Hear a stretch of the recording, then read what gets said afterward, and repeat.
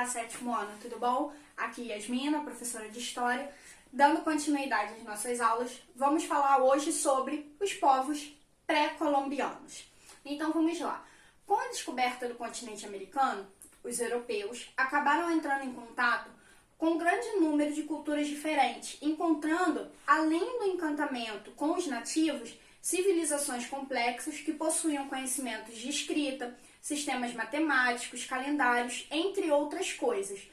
Mas algumas dessas civilizações já haviam deixado de existir antes mesmo dos europeus chegarem às Américas, no final do século XV e início do século XVI.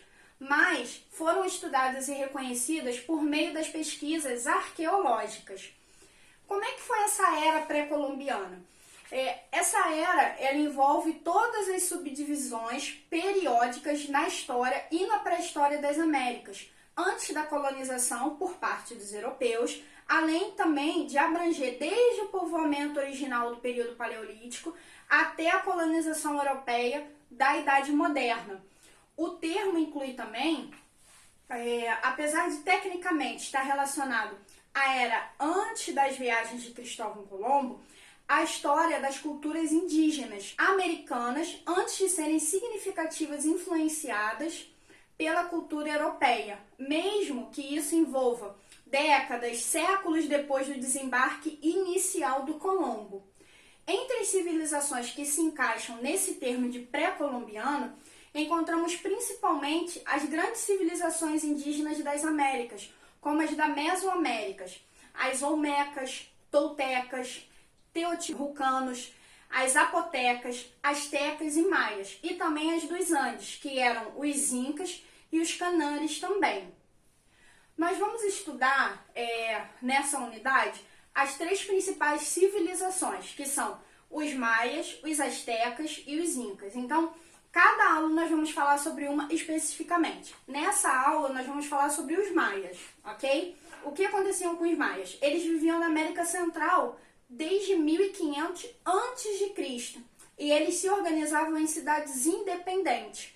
Os Maias, eles formavam uma civilização que foi desenvolvida numa região conhecida como Mesoamérica e que ficava localizada na América Central em sua maior parte e América do Norte apenas em parte do território que hoje está localizado no México.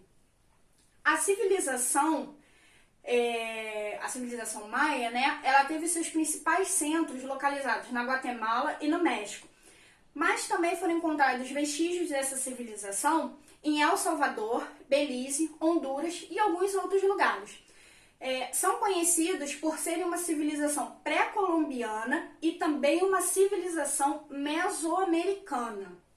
A primeira informação de relevância sobre a religião maia é que eles acreditavam em mais de um deus. Então isso significa que eles eram politeístas.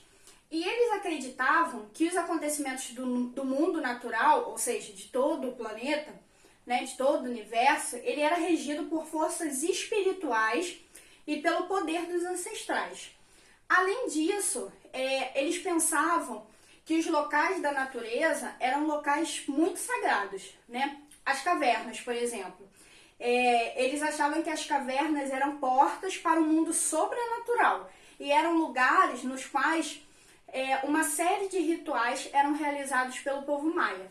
Dentro da religião maia, julgava-se que o sacrifício humano era importante para garantir que os deuses estivessem satisfeitos e garantissem o funcionamento do universo. Ou seja, para o universo funcionar bem, para tudo ficar bem, era necessário que os maias sacrificassem as pessoas, né? E eles costumavam sacrificar os prisioneiros de guerra ou até pessoas que se entregavam voluntariamente ao sacrifício, tudo pelo bem do planeta, né? Agora nós vamos falar sobre a sociedade e a cultura maia. Os maias, eles possuíam uma sociedade hierarquizada. O que isso significa?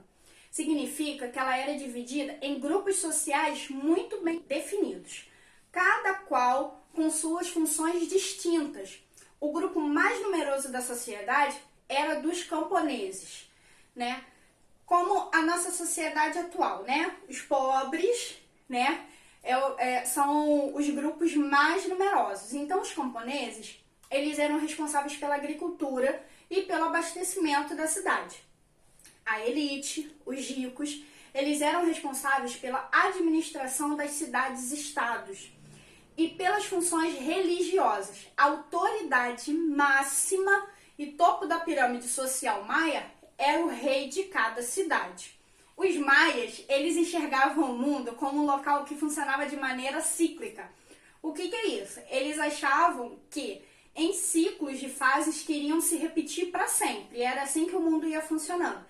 Dentro dessa visão, eles possuíam um sistema de duplo calendário, em que um era composto por 365 dias e o outro por 260. Eles acreditavam que a Terra era plana e que possuía 4 direções sagradas, cada qual possuindo uma cor respectiva. E aí eles utilizavam desenhos de animais para representarem as suas ideias filosóficas e outras áreas de conhecimento, como a astronomia. A astronomia era muito forte na época dos maias, né? E os maias, eles nunca foram um império, propriamente dito, né? Depois, quando nós fomos estudar os incas e os astecas, nós vamos ver que incas e astecas eram considerados impérios, mas os maias não, porque a organização do maia, a organização política, né? Ela era baseada na ideia de cidade-estado. O que isso significa? Que cada cidade tinha uma entidade administrativa independente. Cada um mandava na sua região. Tinha autoridades próprias e as fronteiras eram estabelecidas pelo limite da própria cidade.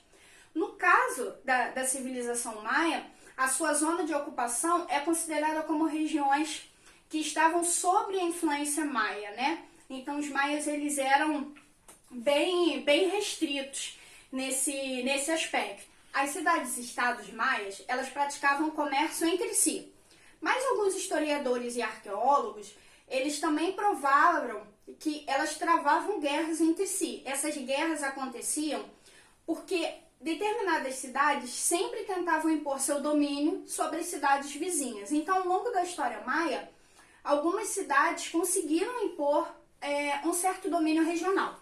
Entre as cidades de destaque, nós podemos mencionar 3 cidades: Palenque, Tikal e Calakmul. A cidade de Chichen Itzá, ela é apontada por alguns historiadores como uma cidade de cultura mista entre os toltecas e também os maias. O rei, como nós já falamos anteriormente, ele era a autoridade máxima e ele era tido pelos súditos dele, né, como uma manifestação dos deuses, né? O poder real, ele era transmitido de maneira patrilinear. O que significa isso? Seguir a linhagem do pai. Mas apesar dessa linhagem patrilinear, o trono, ele podia ser ocupado também por uma mulher. Mas devia seguir algumas situações, né? Que são elas: quando o rei nomeado não tivesse idade suficiente ou se o rei estivesse lutando em alguma guerra, né? Como foi a decadência dos maias, né? Como os maias sucumbiram? A civilização maia, ela viveu seu auge no período entre 250 d.C. e 900 d.C. Após esse período, os historiadores apontam que foi iniciada a decadência que levou ao desaparecimento deles. Esse período de declínio, ele é conhecido como período pós-clássico. Os motivos dessa decadência, eles são estudados até hoje pelos historiadores. Alguns apontam as principais causas, e elas seriam a falta de alimento, resultante da superpopulação maia e do esgotamento da terra, além também dos desastres naturais, das doenças e sem falar nas guerras, né? Durante esse enfraquecimento da civilização maia, alguns locais perderam de maneira drástica um grande número de habitantes. E essas pessoas mudaram-se para outros lugares da Mesoamérica em busca de melhor condição de vida, né?